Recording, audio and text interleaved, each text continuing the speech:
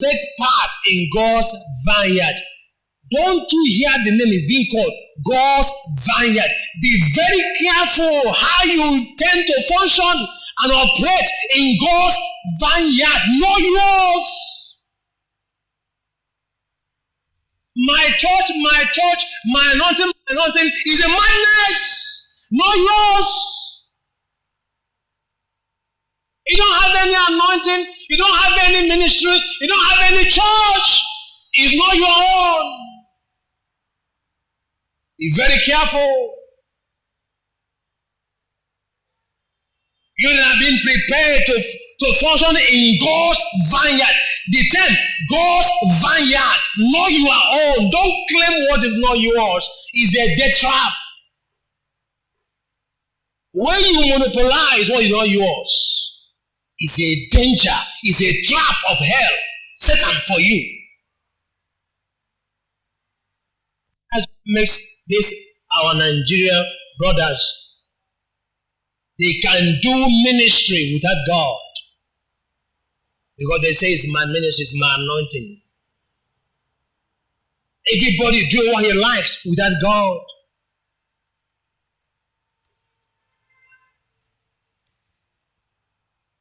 Last week and this week, I was in a sober reflection about the revelation I heard about the church in the West. In an almighty America is collapsing before our very eyes. 15,000 churches shut down, sold. In 4 months, in 2026, 4 months, 15,000 shut down. The church of our Lord and Savior, Jesus Christ. And you think you are safe.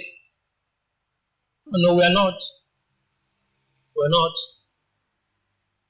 It is time to excavate many things for you to know. Many things for you to know what is going on in the body of Christ.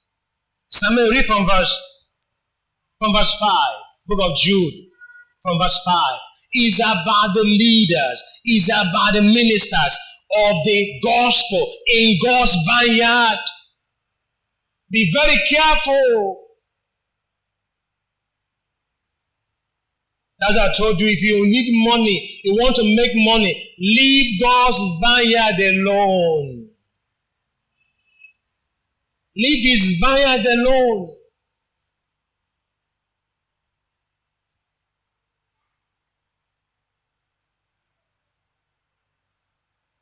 Let us see, because when you read, you didn't know is it called the apostate of the church. Is apostate of the church, which means is a falling away of the church. Anytime, like in our generation now, like in our time in Nigeria now, in focus, Nigerian church is about material things, about wealth and fame. That is apostate. Nigerian church has fallen. And many more are falling. That's why our children are no longer going to church. They prefer to go and serve deities in the bush. It's a great falling away. Who caused it? It's not their fault. It's the leaders who are telling you, you'll be a billionaire, you'll be a millionaire. How? By giving them what you have. Those who promise to become great in life, to become powerful in life, the only way you can become powerful in life is to give them. If you don't give them, you will not be anything in life. It's only when you keep on sponsoring their greed and they're lost, you now become something in life. So when the children seeing the pastors who are supposed to be the champions of the heaven on earth, being gluttons in this world, flaunting the riches and the mammon before them, what do you expect them to do? They will go and get it out there.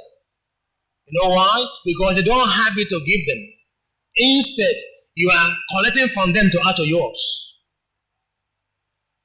So they will go out there, do all kinds of things to have it.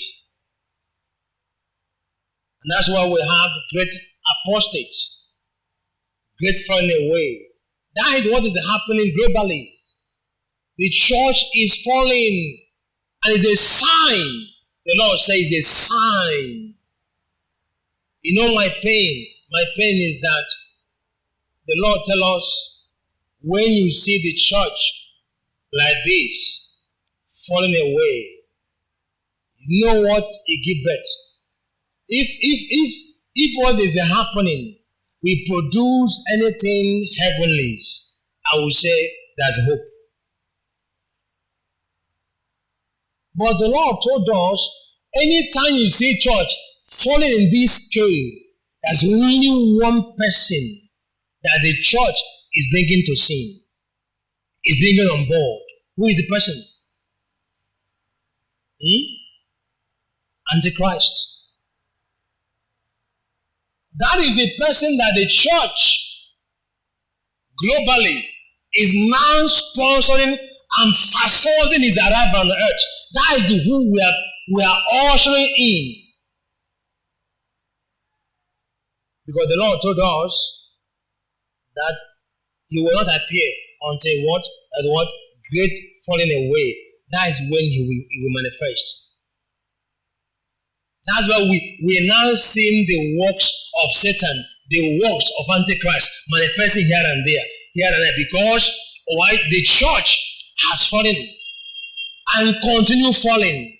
So we see evil being normalized before us. Now, if you want to stand firm on a part of the kingdom of God, they will call you names. They will bear you names, just like me. Many that will hear this, they will label us names, call me all kinds of names. Why? Because you stand firm in a part of truth.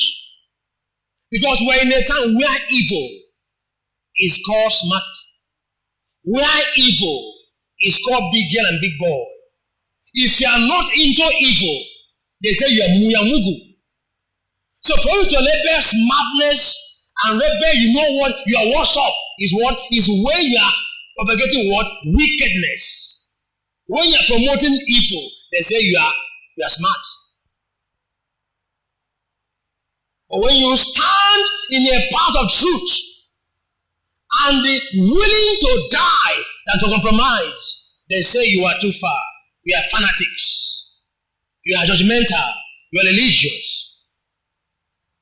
I am willing for the world to call me all kinds of names. I am ready. You know what makes me happy? Because this is a part of my ancestors. I wasn't the first, and I will be the last. I wasn't the first. My ancestors stood on this path until their death. They refused to backslide. They refused to compromise. Instead, they volunteer to die while standing. It's my cause. I have chosen it already.